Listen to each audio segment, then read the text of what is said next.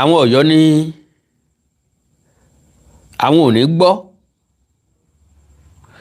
ṣùgbọ́n wọ́n fẹ́ máa fi òbúrẹ́wà mú àwa kan lájẹ́ especially me n tí mo ra ń gbà wọn kò yé mi gangan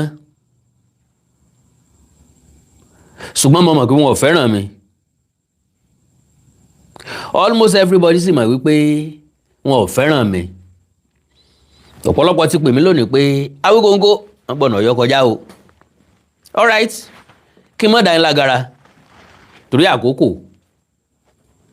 torí pé ìfẹ́ ní púpọ̀ ṣe lẹ́nu wa ọ̀rọ̀ yẹ́ ọ̀rọ̀ ọ̀fẹ́ ọ̀rọ̀ ní ọ̀rọ̀ Aláàfin ó jẹ́ nǹkan tá a ti ń fà látọjọ́ tó pẹ́ ṣùgbọ́n ó ṣe ni láàánú pé bí Ọ̀yọ́ dúró sí lọ́yọ́ dúró sí n tí wọ́n gbàgbọ́ ni wọ́n gbàgbọ́ kò sí nǹkan tó wù kí any one of us ká fẹ́ gbìyànjú láti ṣe sí i bó bá jẹ́ pé bẹ́ẹ̀ lórí a jẹ́ pé ikú tí ọ̀pàjá ni fámú wọ́n ní ọlọ́rí mẹ́kùn wá láàyè kó wá fi bọrí ikú tí ọ̀pàjá ni so mo ti gbìyànjú mo dánu dúró fún sáà kan ọ̀pọ̀lọpọ̀ àwọn èèyàn ní irọ́ làwọn èèyàn ń pa pé wọn ò tí ì ṣetán láti dánu dúró pé wọ́n kàn fẹ́ mú mi lọ́wọ́ dání ni mo wá ní ẹ ń bá mọ iyì wúrà látàá fún ẹni tó béèrè iyì lọ́ọ̀ mi bí n bá ta fún wọn kò tí ì pọ̀ jù bó bá jẹ́ pé lóòótọ́ làwọn èèyàn fẹ́ mú mi dúró kí wọ́n já wò ó because èmi fọkàn sí pé ọ̀rọ̀ yìí ọ̀rọ̀ ọ̀fẹ́ nìkan nǹkan la máa sọ lójoojúmọ́ ọ̀rọ̀ Aláàfin ọ̀rọ̀ ní nìkan kọ́ la máa sọ everyday ṣùgbọ́n nígbà tí mo rí àtẹ̀jáde ọ̀rẹ́ mi Ìbàdàn tó ní òun ṣe Ọ̀yọ́ Empire part 1 to 20 wà ló ń fẹ́ ṣe part 21 to 35 mo wá ní ìtàn náà lógún tó báyìí ọ̀dà bó bá rí bẹ́ẹ̀ bọ́n ṣe gbọ́nlé ọkọ ni wọ́n gbọ́nlé alárinà bó bá jẹ́ pé bó ṣe gbanu ẹ̀já àjọ dára dé lóòótọ́ wọ́n play fídíò kan fídíò ni okun kẹ́kẹ́ àwa táwọn Ọ̀yọ́ kó bẹ̀ ó pọ̀ gan ṣùgbọ́n tèmi lọ́pọ̀ jù ṣùgbọ́n kí n tó play fídíò yẹn ẹ jẹ́ kí n kọ́kọ́ ka àtẹ̀jáde tí wọ́n fi ta fún mi ti òmìnira Oòduà tí àwọn tí bá ń fèsì eléyìí ni ó wà mú mi wọnú ìtàn dáadáa tí wọ́n pé n ò bínú láti ẹjọ́ yìí mo ẹ̀sẹ̀ fẹ́ bínú tọ̀dọ̀ mi so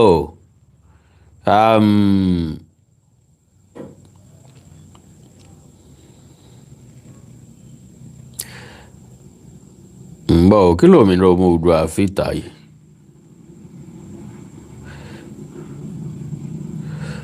sorry o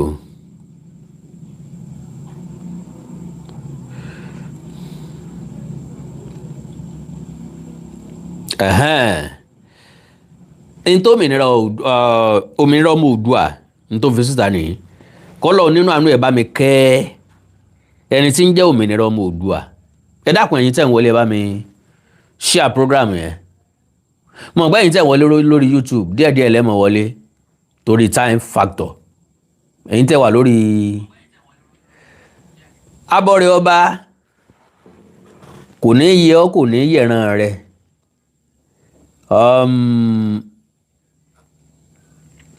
ẹjá lè kó ń bì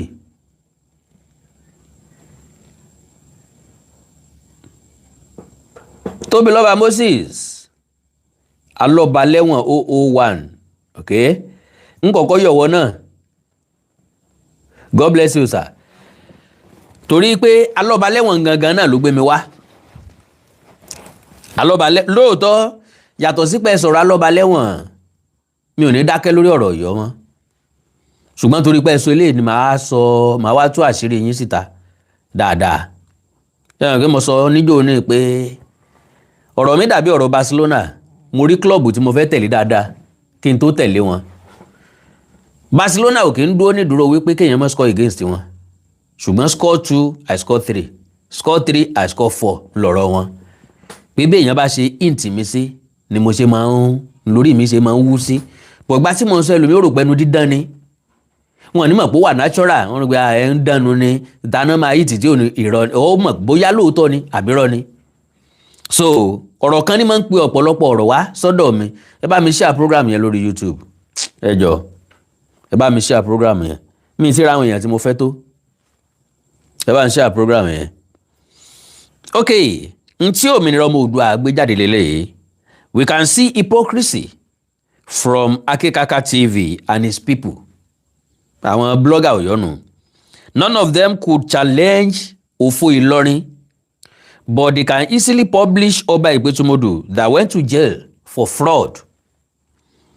Ọmọ máa rò pọ̀rọ̀ kan fìmí lẹ́nu láti sọ no ọ̀rọ̀ òfin mi lẹ́nu láti sọ bóyá torí pọ́ jẹ́ lùmí no kọ̀ọ̀kan mi kì í ṣe dádì mi, tó bá dẹ̀ jẹ́ dádì mi kì í ṣe mi gangan, tó bá dẹ̀ jẹ́ mi gangan kádàrá ni. So now Aláàfin Àná was arrested for drug as United Kingdom in 1998. Máa elaborate ọ̀rọ̀ 1998 àti drug case yẹn dáadáa lálẹ́ yìí o, ẹ máa ríran wò. The information is on BBC. This is the reason why I attached the 1998 publications. It was Onírìṣà Síjúadé intervention that saved Aláàfin Àná, but we can see what Aláàfin Àná used to pay Onírìṣà Síjúadé back by reprogramming your future generations against Ife. Onírìṣà Síjúadé was also 80 years older than Baba Aláàfin Àná.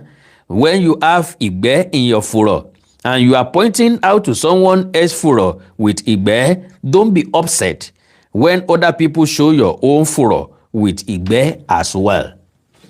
Òmìnira ọmọ Oòduà. Ẹ ti rí pé orú ọ̀dá mi mọ́ dá ọ kì í pọ̀ jù ẹ̀san sì mọ́ pọ̀ jù ńgbà míì. Now Yorùbá Tòótọ́ òun ní ó parí. Ìjọba ìpínlẹ̀ Ọ̀ṣun rọ apẹ̀tù ìlú Ìpètùmodù Ọba Gbénga Joseph Olóyèdé lóyè nítorí jìbìtì tí kábíyèsí lù l'Amẹ́ríkà. Okay. Akekaka TV òun ní Awíkóńkó TV alọ́balẹ́wọ̀n báwo ni.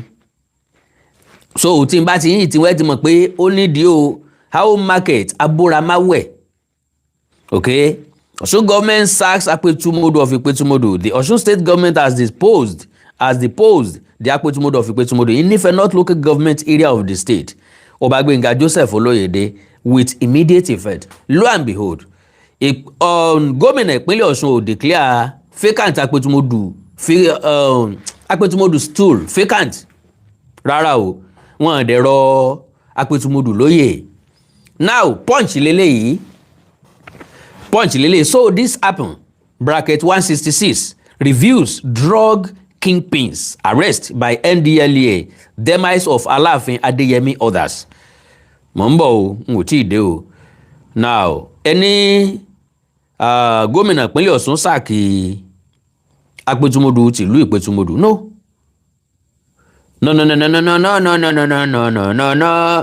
ká tó wá wo ọ̀rọ̀ ta Aláàfin gan sánsan. Now ẹ gbọ́ àtẹ̀jáde tó jáde láti iléeṣẹ́ ìjọba ìpínlẹ̀ Ọ̀ṣun. Jailed Monarch is still Apẹ̀tùmodù. We haven't deposed him, Ọ̀ṣun government.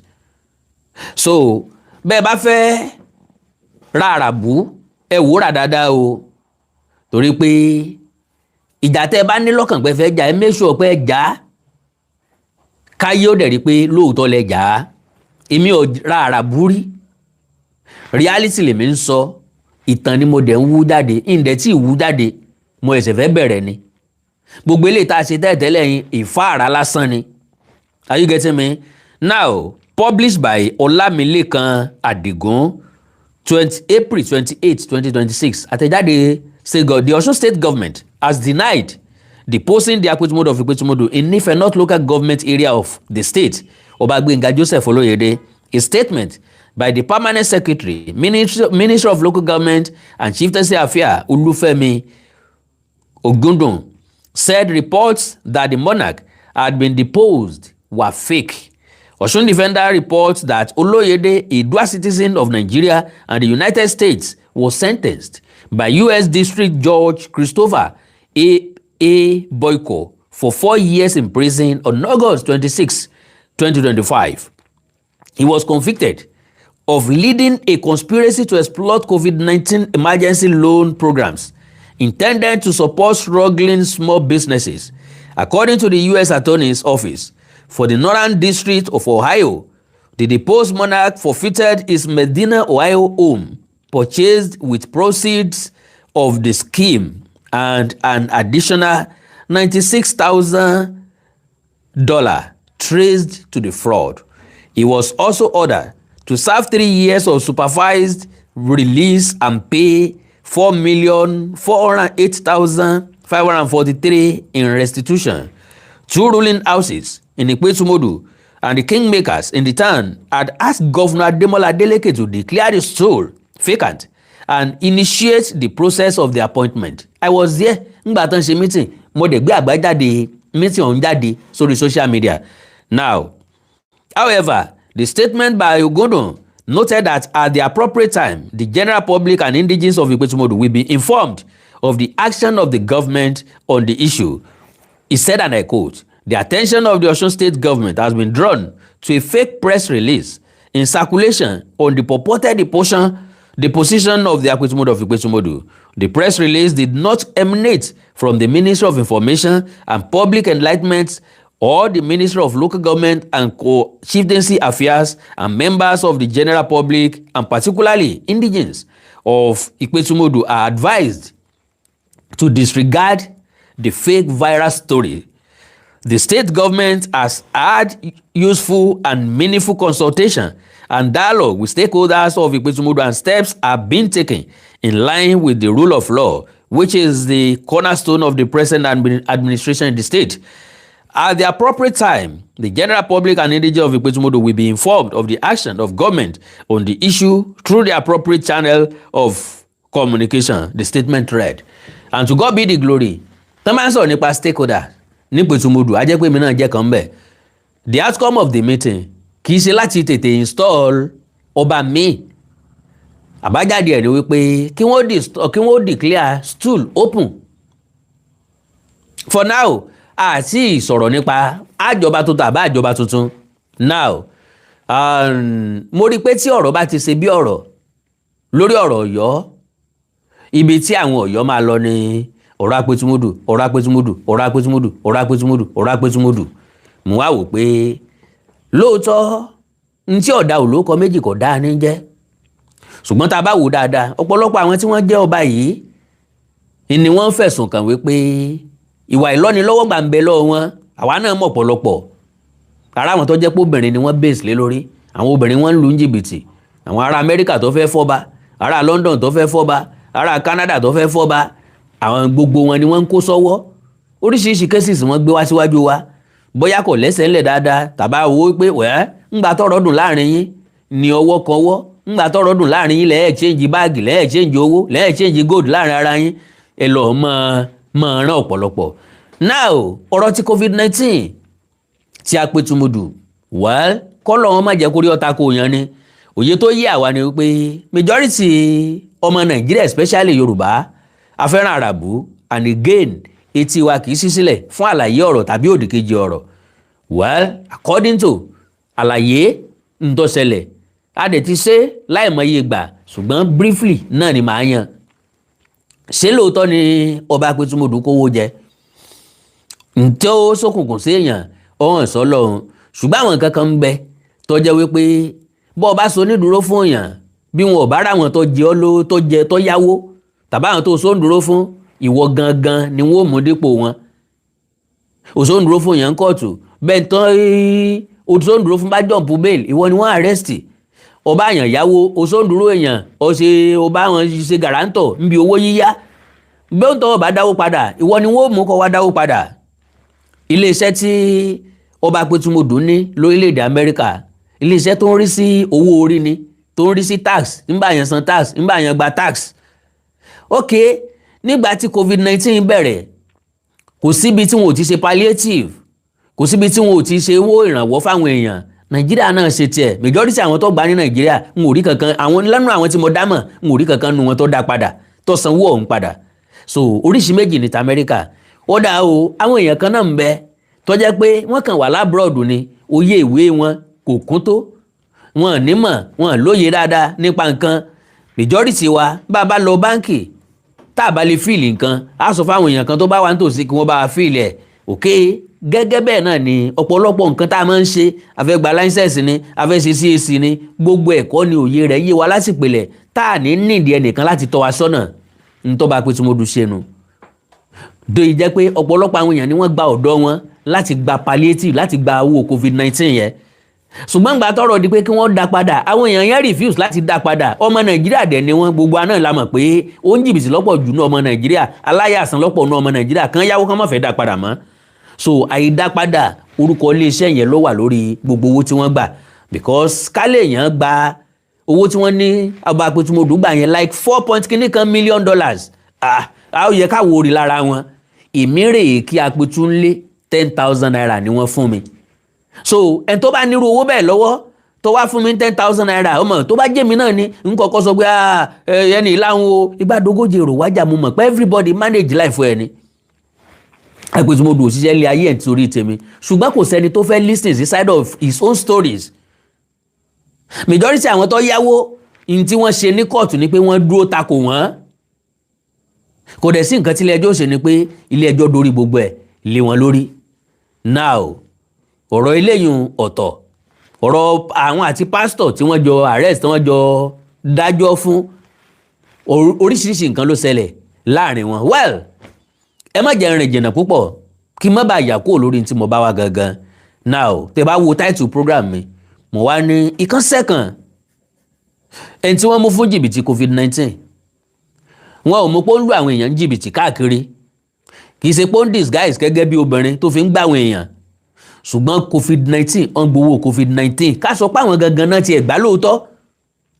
Nígbà tí mo wá ṣèwádìí owó COVID-19 yìí mo rí i pé almost throughout the European countries lọ́pọ̀ náà ti arrest àwọn èèyàn bẹ́ẹ̀ kì í ṣe ọmọ Nàìjíríà nìkan wọ́n arrest kì í ṣe ọba apẹtumọdù àti pásítọ̀ yẹn nìkan ni wọ́n arrest ní Nàìjíríà wọ́n arrest ọ̀pọ̀lọpọ̀ èèyàn but torí pé àwọn ló jẹ́ public figure tàbí torí ọ̀tẹ̀ tá a fẹ́ ṣe. And let me tell you this categorically problem tó wà nílẹ̀ yìí àwọn tí wọ́n pera wọn délé ọlọ́mọ ọba ní Ìpẹ̀tùmọdù àwọn gangan náà expose ara wọn because ọ̀rọ̀ yẹn ti ṣẹlẹ̀ láti April ọdún 2023 I was aware from that April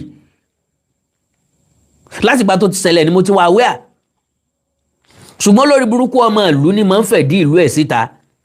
I've said it times without number wọn ìjọba ń lé wa tábà sọ wípé mo ní interest ọba mi ì dẹ̀ ní candidate.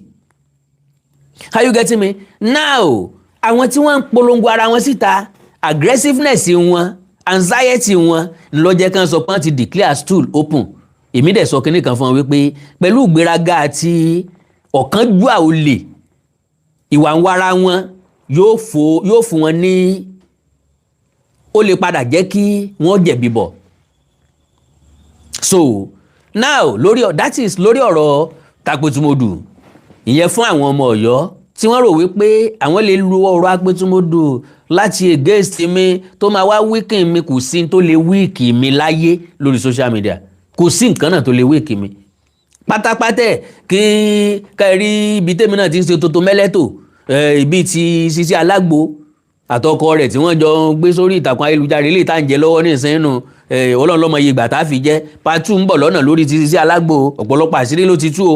Then n tó lè ga jù ń bẹ̀ nu tó bá jẹ́ tọ̀dọ̀ mi lọ jáde eléyìí tí ọba hàn dáadáa sí ń tún wá padà sẹ́ǹdì ẹ̀ sí tàbí kí n sọ pé kẹ́ ẹ mọ inbox mi kí n mọ sẹ́ǹdì ẹ̀ sí fúnra lára mi. Èèyàn làwọn tí wọ́n ṣe tí wọ́n fi ń gbowó àwọn tí ẹ̀ ń gbójú wọn ta gidi ni wọ́n tún ń ṣe nínú mọ́tò kò síbi tí wọ́n ò ti ṣe so kò sí nǹkan kan tó lè lé mi kúrò lórí social media tàbí tó lè bomi tútù sí mi lọ́kàn tó lè má jẹ́ kí n fi nǹkan tí mo fẹ́ ṣe. So mo kí káàbọ̀ padà lórí ọ̀rọ̀ ti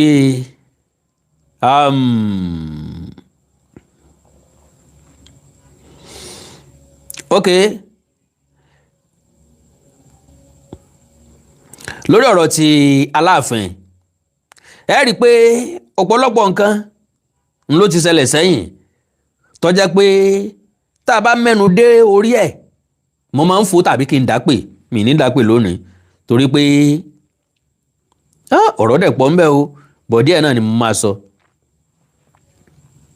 na díẹ̀ I go talk díẹ̀ tí n bá sọ náà yóò ti tó fún rẹ́kọ̀dù yín nígbà tẹ́ ẹ bá gbọ́ tán gan-an.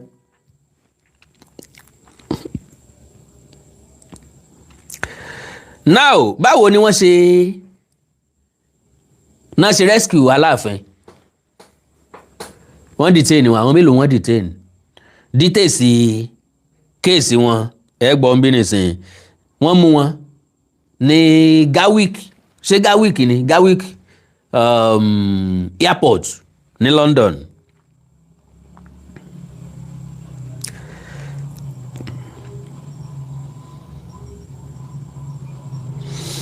Now nínú pépà kan tí wọ́n pè ní Today newspaper March 29 April to April 4 1998 battery low bó iná ẹ̀ ti kú àbí.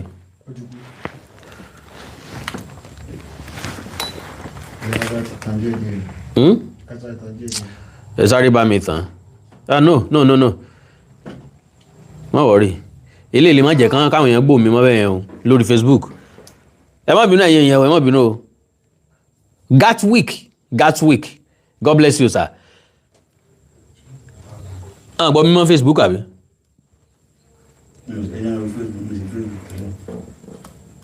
ní fẹ́ gbọ́ mi mọ́ bẹ́ẹ̀ yẹn torí kíní yóò ṣiṣẹ́ papọ̀ pẹ̀lú charging. Okay. Gbọ́ mi. Ẹ má worry.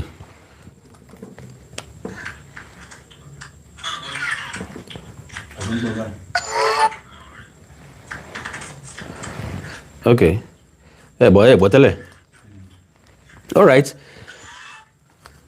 So Aláàfin ìyàwó àti ọmọ rẹ̀ obìnrin àti ọmọ rẹ̀ ọkùnrin ni wọ́n jọ lọ London. Stop ẹ.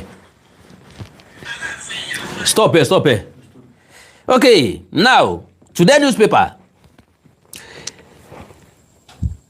March 29 to April 4 1998 drug trafficking case, how Aláàfin wriggled out, the denial of ownership, because ohun tí wọ́n padà kọ́ wọn ni kí wọ́n sọ wípé àwọn kọ́ làwọn lẹ́rù yẹn tàbí wọn ò mọ bó ṣe dénú ẹrù wọn. a wà proof ẹ̀ fún pé kò sí bẹ́ẹ̀ yóò ṣe ní báàgì tó dirù rẹ̀ nu ilé rẹ̀ o páàkì ẹrù ẹ o páàkì aṣọ síbẹ̀ gbogbo tó ní ìdí nínú báàgì lọ páàkì síbẹ̀ wọ́n wá bá odidi báàgì 5 lọ́wọ́ yín ìwà fẹ́ sọ fún gbogbo ìlú pé ẹ̀yin kẹ́lùkọ́ lẹ́ni gbogbo tí mẹ́ńbẹ̀ torí pé wọ́n rí gbòógì olóró ńbẹ̀ mọ̀ ń bọ̀ járe. So the denial of ownership of the hand luggage in which hard drugs were discovered last Monday night by British narcotic agents saved the Aláàfin of Ọ̀yọ́ from the ongoing prosecution at a London court. British agents acting on a tip-off from Lagos last Monday evening discovered large quantities of cocaine and heroin in 4 pieces of hand luggage belonging to the travelling party of Ọba Lamidi Adeyemi, the Aláàfin of Ọ̀yọ́. Dependable sources told Today that contrary to the widely held impression that the over 12 kilos of hard oògùn olóró were discovered in checked-in luggages, they were in fact discovered in hand luggages carried by people accompanying the respected monarch on his London trip. How do you now deny that? Bẹ́yìn kọ́ lẹni tí ń bẹnu ẹ̀ yóò bá lẹ́ni tá a bá pa lọ́wọ́ ẹ̀ lọ́ fapájá ẹ̀ ń lẹ́rú lọ́lẹ́rù ẹ̀ ń lẹ́rù lọ́lẹ́rú.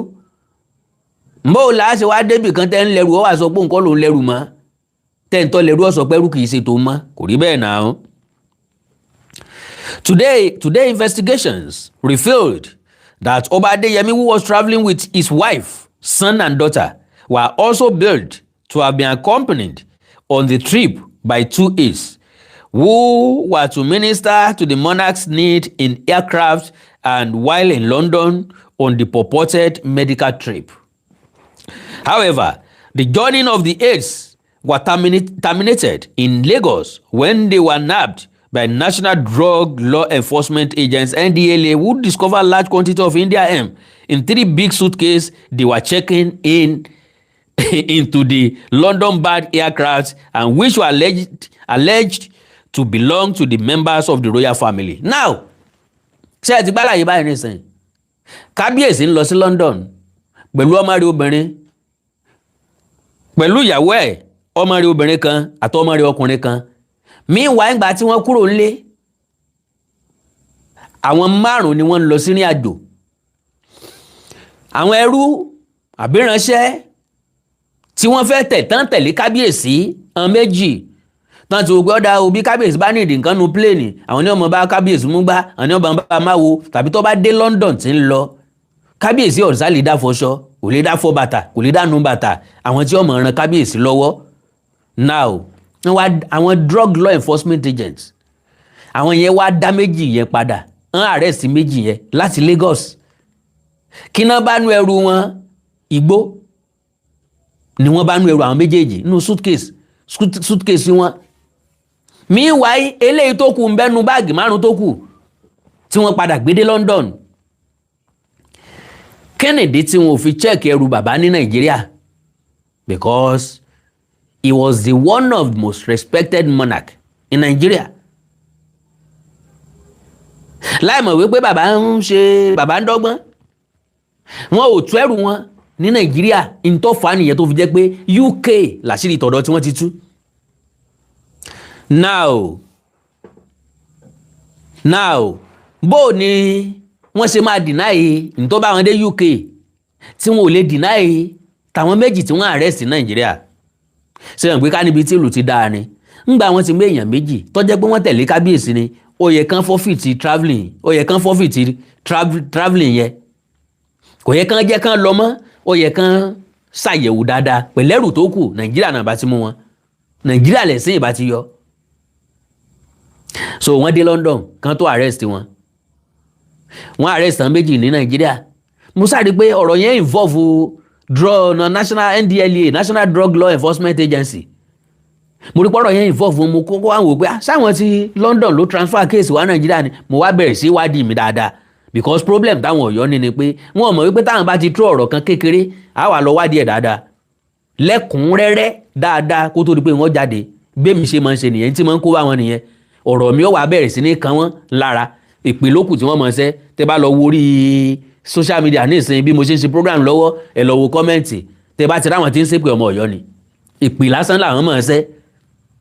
Wọn mọ̀ bọ́n ṣe criticize positively, bọ́n ṣe criticize pẹ̀lú ẹ̀rí tó dájú, they always criticize baselessly. Kennedy, torí pé wọn ò lọ́pọlọ Yorùbá, wọn ò lẹ́jẹ̀ Yorùbá, àdàmọ̀dì ni wọ́n. Ara nǹkan wọn, ara ò tí ì kan ẹ̀ tí ì mọ̀ nǹkan kan. So, ẹ gbọ́ lẹ́ẹ̀kan sí jàre. However, the journey of the aides were terminated in Lagos when they were nabbed by National Drug Law Enforcement Agents NDLEA, who discovered large quantities. Ìyún ó túmọ̀ sí pé igbó tó pọ̀ gan-an. Large quantities of Indian hemp in 3 big suitcases they were checking into the London-bound aircraft. Meanwhile, àwọn olùrànwọ́ lọ́wọ́ amúgbálẹ́gbẹ̀ẹ́ kábíyèsí, àwọn ọmọ nǹkan kan tó wà nù báàgì wọn o. Wọn ò lè mọ tó wà nù báàgì wọn. Wọ́n kàn gbé lọ́wọ́ fún wọn. Ok, ìwọ Tósìn, ìwọ fa 2 yìí, Ṣẹ́gun, ìwọ gbé kan yìí. Bọ́n ṣe sọ fáwọn ẹni ẹlẹ́ni nìyẹn o. Tán dé airport, tán dáràn bọ̀ wọ́n lọ́rùn. Ká ló lórí gidi ni, ká ní kábíyèsí àtàwọn tán jọ lọ ọmọ nǹkan kan pa ìsìn, mọ́ sọ pé bó ló ṣe jẹ́ ajẹ́rìí ọmọ yìí, ta ló gbé suitcase lé wọn lọ́wọ́? Bó wọ́n ti ń bọ̀, bó wọ́n ti drop suitcase, tẹ́lòmíì fi lè ráàyè kó nǹkan sínú ẹ̀. Wọ́n ẹ̀ ń bọ̀ látọ̀yọ́, mọ́tò yín ló gbé, kì í sọ pé èrò lẹ́wọ̀ o. Tẹ́ẹ̀fì sọ pé wọ́n ṣe ẹrù gbé. Tẹ́ bá wá wọkọ̀ èrò, kò sí ọlọ́kọ̀ èrò tí ó gbé irú suitcase yín gangan.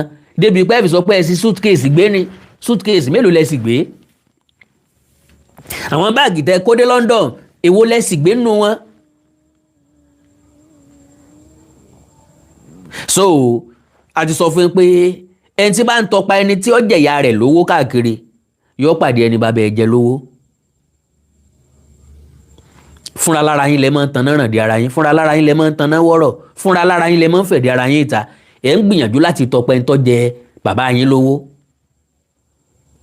Àwa ń sọ ẹni tí bàbá yín jẹ lówó báyìí. Sí rẹ́kọ̀dù gidi ni. Ǹjẹ́ ẹ mọ iye kéèsì tálàfin àná gbé lọ́rùn? Ẹ mọ iye kéèsì tán fà? Ṣé ta ṣe pa Ọ̀yọ́ la fẹ́ sọ ni? Àbí wo, àbí ọ̀pọ̀lọpọ̀, àbí ti Ládọjà, àbí wo ọ̀pọ̀lọpọ̀ ilé tá a mọ̀ lábẹ́lẹ̀.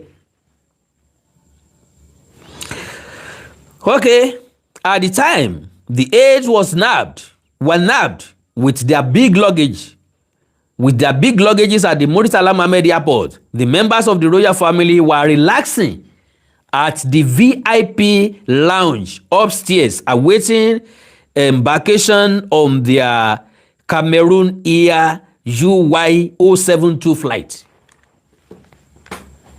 Ọkọ̀ òfurufú tó gbìyànjọ́ náà nù. Ńgbà tí wọ́n ń chẹ́ẹ̀kì àwọn ẹrú wọn sàlẹ̀ tó gbé báàgì àwọn ọmọ ọlọ́mọ Ọ̀ráfidíyà bí oko olóko káwọn tí ń jọ́ Ọ̀ráfidíyà kan má bínú o, ẹbí Ọ̀ráfidíyà má bínú o, ó kọ́ lọ́bọ́ sí mi lẹ́nu ni o, àbí ká pè wọ́n lẹ́rú Fidíyà ká mọ́ lóko olóko ká pè wọ́n lẹ́rú Fidíyà. Àwọn eléyìí wọ́n sàlẹ̀ níbi tí wọ́n ti ń rojọ́ pẹ̀ láwọn àjọ tó ń gbógun ti egbòogi olóró, àwọn ọba àtàwọn ọmọ wọn, àwọn eléyìí ń jayé lókè, wọ́n mú fàájì. So today learnt newspaper yẹn ló ń jẹ́ today o, today learnt that the connection between the nabbed luggages and the Aláàfin had not been established before the members of the royal family who had first-class tickets boarded the aircraft to Douala en route London. Ẹgbọ́gbọ́n tán lò bẹ́yẹn, wọn ò jọ ra ticket at the same time. Wọn ò jọ ṣe níṣe pé wọn ó gbéra at the same time. Bá sì rí tọ̀dọ̀ wá bá tú, tẹ́yìn bá rí tọwọ́ yín gbé lọ. Bá sì rí tọwọ́ yín bá tú kí wọ́n má lè dá wa dúró. Ẹ má jà kó gbogbo ẹ̀rìn lẹ́ẹ̀kan náà. Ọgbọ́n tán dànù. Ọwọ́ bá àwọn ọmọ ọlọ́mọ. Kọ́wọ́ tó lọ bá wọn ní. According to our source, NDLEA officials were said to have contacted Cameroonian and British authorities at the Douala and London Gatwick airports, respectively warning them of the possibility of illegal drugs being on that aircraft, as their luggage had earlier been seized at the Muritala Mohammed International Airport, Lagos. Ńgbà tí ọwọ́ ti bà méjì, tọwọ́ ti bà báàgì suitcase mẹ́ta tó kún fún gbó, àwọn lágbára o, ìsàlẹ̀ ọ̀rọ̀ mọ̀ lẹ́gbẹ̀ẹ́ o, tó kún fún gbó dẹnudẹnu. Àwọn eléyìí ló wá pé àwọn ti, because ọ̀dà ń pé plane yẹn kọ́kọ́ máa dé Cameroon kó tó máa gbéra lọ sí London. Wọ́n pa àwọn ti Cameroon, ẹ múra o, plane yín ti ń bọ̀ o, ẹrù ti ń bẹ ń bẹ o, ẹrù òfin lè wà ń bẹ o. Wọ́n pa àwọn ti London pé kí wọ́n múra lẹ̀. Àwọn ti London yẹn ló act tí wọ́n arrest wọn. Mọ̀ ń bọ̀ o.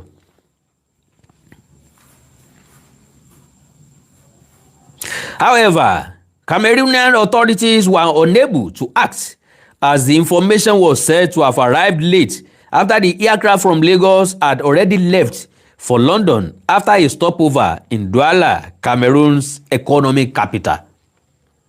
Mo ti mọ̀ pé tí ó ṣẹlẹ̀ nu. Ó ti dé Cameroon, wọ́n ti gbéra already kí information tó dọ́dọ̀ wọn. Sàgbàkáò àbásì yẹ̀wò àṣemọ́wó ní ọba wọn. Àwọn alẹ́ máa tó ẹrù kábíyèsí wò ní tó ṣe wọ́n nìyẹn. Trust nobody. Èèyàn kan ní kinní kan ní ọ̀já ẹyẹ everybody wo. Our sources further revealed that when flight UY072 touched down at London Gatwick Airport at 19:15 hour, that is 7:15 nírọ̀lẹ́ nu, Two sets of British authorities were already awaiting the arrival of the members of the royal family. One of the group was protocol officials from the British Home Office who had been informed of the arrival of the VIP carrying Nigeria diplomatic passport and accompanied by a member of his family.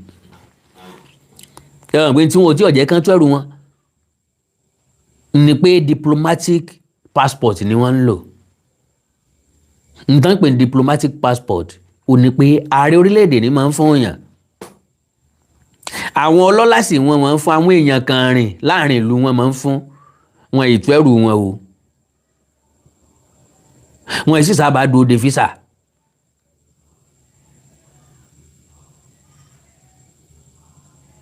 Wọ́n sì sábà dúró de físà lọ́pọ̀ ọgbà. Wọ́n dẹ̀ lè fún ọ ní visa of arrival bóyá mi wàá mọ̀ pẹ́ dáadáa mo sábà pé diplomatic passport president ni máa ń fún yàn anywhere tó bá ti mú dé wọn wà láwẹ̀. So wọ́n dẹ̀ láǹfààní láti kó family wọn náà lọ.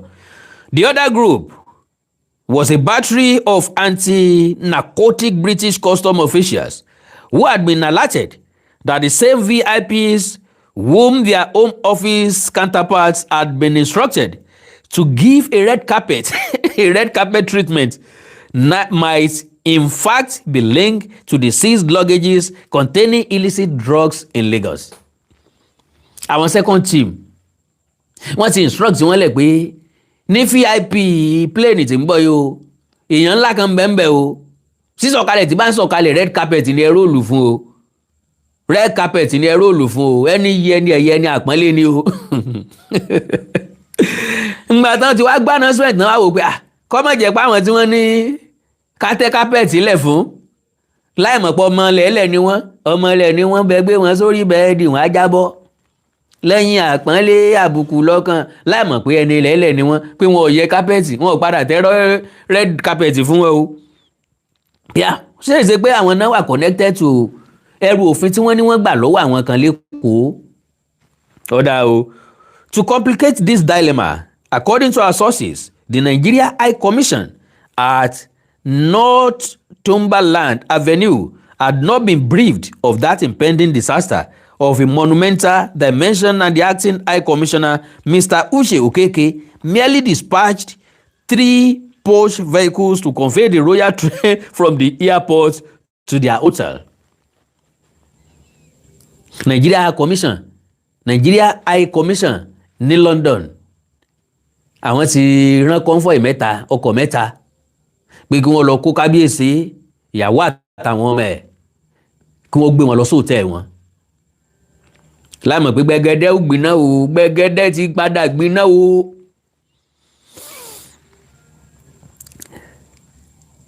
From airport to their hotel, our sources revealed that when Oba Lamidi Adeyemi and his people arrived, they were politely taken to the Success VIP lounge at the Gatwick airport, presumably to await clearance of their check-in luggage, which of course the British authorities knew did not exist as they had been impounded by the NDLEA in Lagos.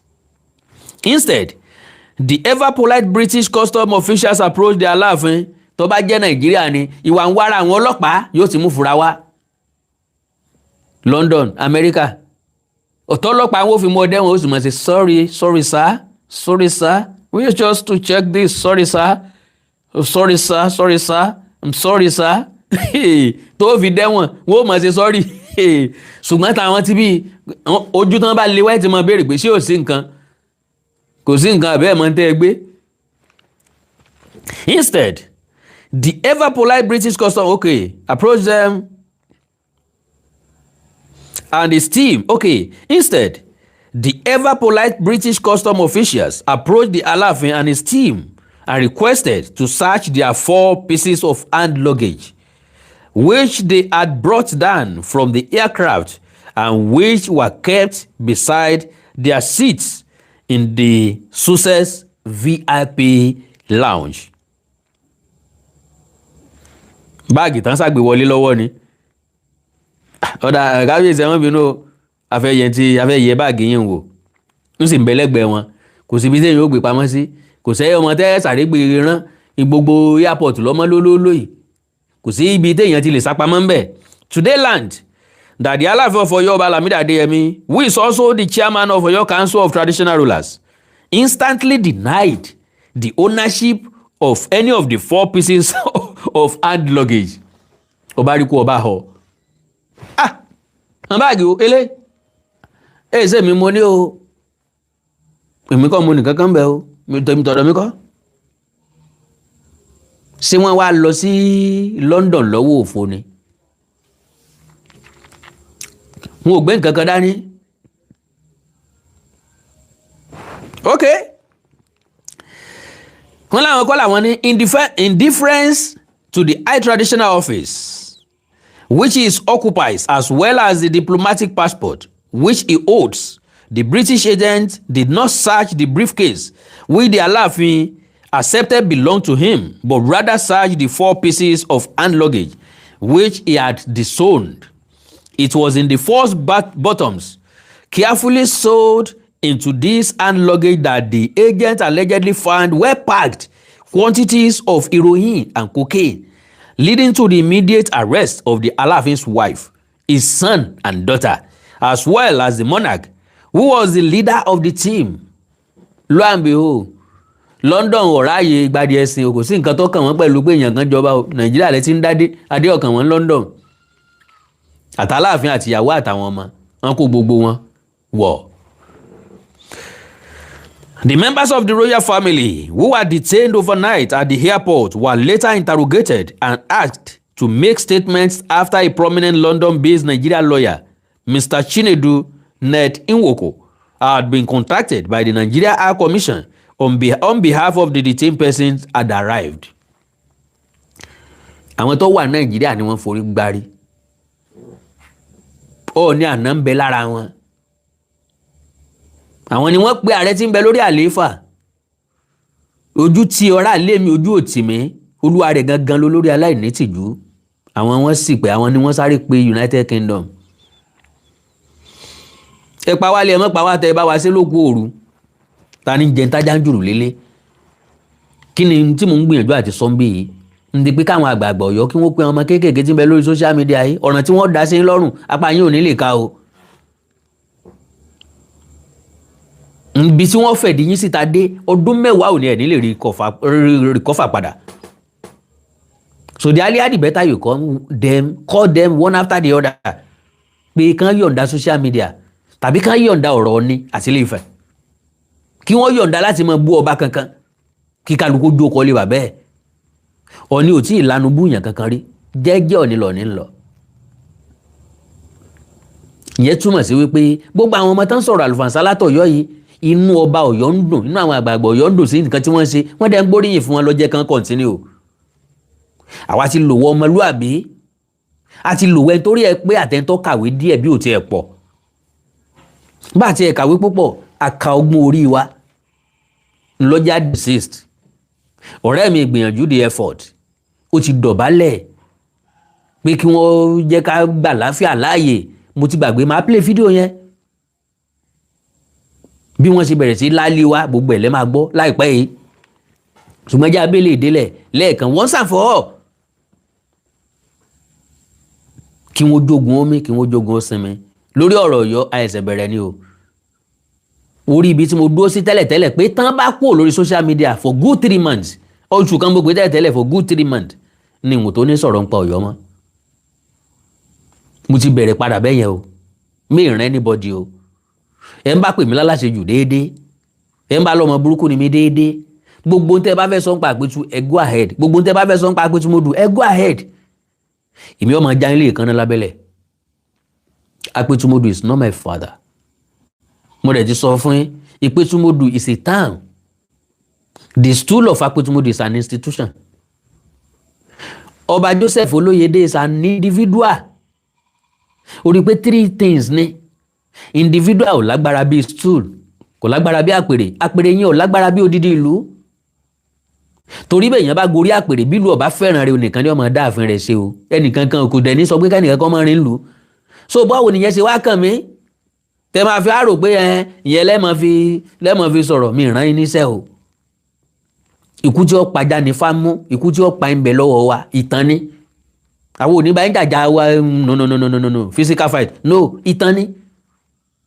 Ìtàn tí ó sọ indi tí ó ní jẹ́ kẹ́ jámọ̀ nǹkan kan mọ́ tá yóò fi parẹ́ ó ń bẹ. Ọ̀gbọ́n Yorùbá ní kò bá kùn gbé ọ̀rọ̀ ń bẹ lọ́dọ̀ okùn kágbó kátó ń bẹ lẹ́nu rú wa, ẹnu àgbà náà lọ́wọ́ o, ṣùgbọ́n kò bá kùn gbé ọ̀rọ̀ ń bẹ lọ́dọ̀ okùn wa kágbó kátó sì ń bẹ lẹ́nu àgbà. So ok, wọ́n pe lọ́ọ̀yà ṣá nẹ́ẹ̀dínwó kò kan náà.